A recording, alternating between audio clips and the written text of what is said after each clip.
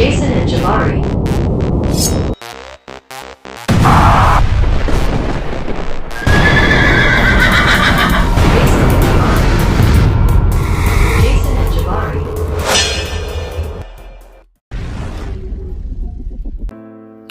What's up, guys? This is Jason from the Jason and Jabari Gaming, and today I will be revealing my 33rd rank 4. I have other rank 4s since the last time you guys seen my last rank 4 champion, and those videos will be coming down the pipeline. But yeah, this actually was a champion that I was taking up for Alliance War. This is the first war of the season. Fortunately, I did have the materials to do this because I definitely didn't want Solvark here to be at rank 3, taking on some very, in my opinion, some difficult fights. So I ended up taking him up, and he's also quite useful in battlegrounds, can be a great dual threat. He only has targeted matchups like with mutants or energy damage dealing champions, but defensively he's a tank and he can be rather annoying. And huge shout out to Puppy. I'm not going to say his full name because it's a very unique, interesting name, but Puppy from Salty, for taking the time to sit down with me and explain how to use Solvark correctly, because for the longest time I definitely was not using him optimally, and he definitely requires skill and knowledge of when to do certain things with him. There's definitely a learning curve there, and he can be quite difficult to learn if you're not being explained everything, or just watching someone with a very in-depth dive on him and his kit. So again, thanks to Puppy. I appreciate you, brother. I actually was assigned 3 fights with him, but I only end up doing 2 fights. This is not a war video, but I am going to show you guys my fights. The relic that I have on him right now is the Iron Man relic, mainly for energy resistance.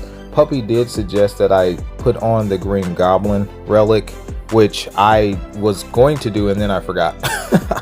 But there's a reason for that. It helps kind of with him gain power a little bit faster. But the rotation that I'm going to show you guys for this Storm here, she deals energy damage, so it's an ideal matchup for him, and she's a mutant, so he ramps up pretty quickly. This is about 550,000 health. And the rotation that I was going to be doing in the fights that I'm going to show you guys, more or less, is this rotation. Ignore the bad gameplay because I'm bad at the game. But anyway, you go for your special 2 here, and that's going to give you your 15 armor ups, right? And then it also puts on like a siphon type of debuff that will not allow them to stay at 3 bars of power, so you can fight them a little more aggressively, if you will. And the armor ups obviously make him tanky, but we're going to convert those armor ups into gaining power faster. I forgot the name of it. Energizes, yeah. So we throw our special 1 to convert those into energize. It does do a stun when you do that. On my fights it won't do a stun, and you'll see why. But yeah, so then we go for the special 3 and she is dead.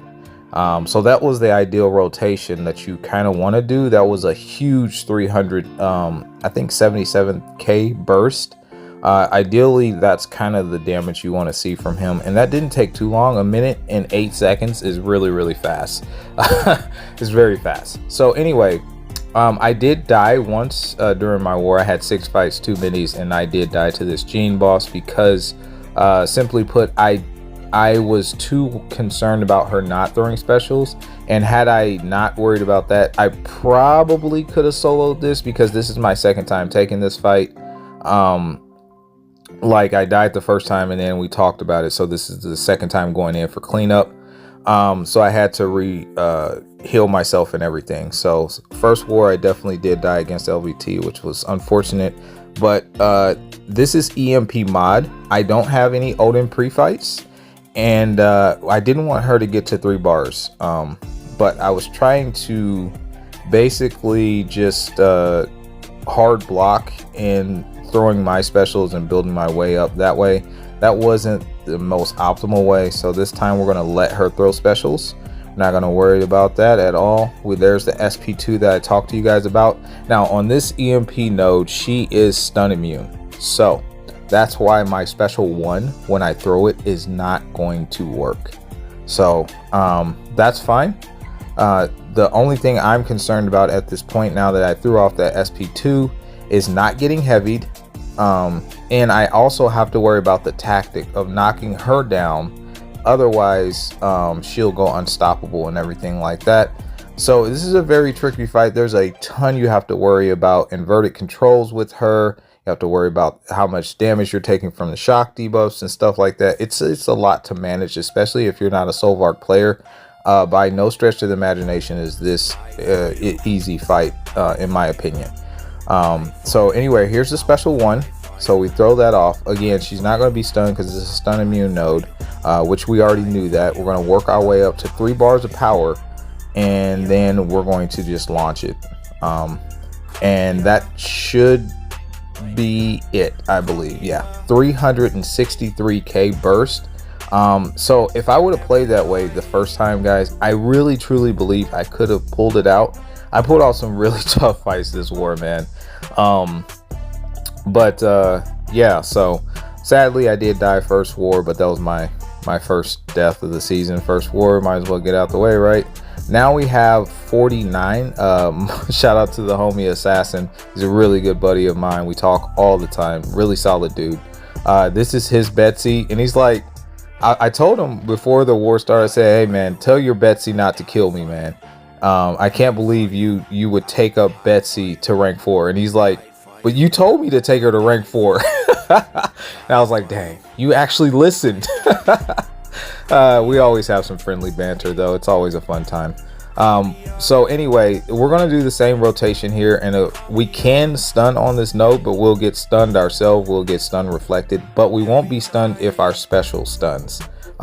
So that's the only good thing about it. So technically we're going to have to play the stun immune as well, so she won't be stunned. We do have the maker pre-fights, and I was told not to let those fall off. Otherwise it would be a big problem. So that's my priority number 1. And that was told to me by Puppy. So I said, okay, no problem. I'll make sure that that's priority number 1. We can block her specials. We have a lot of energy resistance, and we're going to passively heal half of that back anyway. So there's the special 2 that we talked about. I started off with a power start 1 on both of these fights that you guys are seeing, by the way. The cold snap is going to passively give us power over time because it's polka dot power.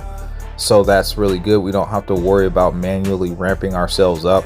We only have to worry about keeping a cold snap on her and constantly knocking her down, which you guys are seeing that I'm doing pretty frequently.